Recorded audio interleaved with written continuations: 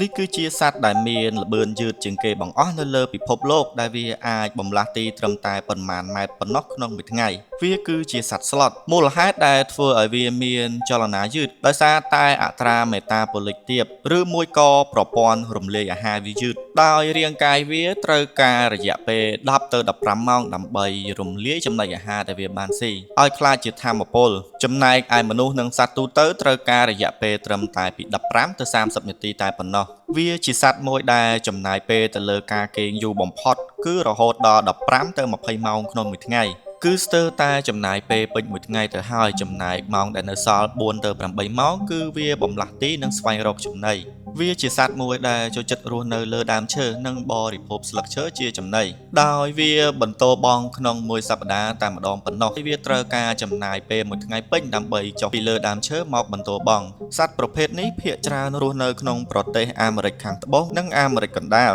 វាជាសត្វមួយកំពុងប្រឈមនឹងការផុតពូជដោយសារការកាប់បំផ្លាញព្រៃឈើនិងចាប់យកសត្វនេះធ្វើជាសត្វចិញ្ចឹមវាមានចំណុចពិសេសមួយដោយវាអាចបំលាស់ទីលើទឹកលឿនជាងនៅលើដីសត្វស្លុតត្រូវបានគេរាប់ចូលជាសត្វដែលមានល្បឿនយឺតជាងគេបង្អស់នៅលើភពផែនដីយើងនេះ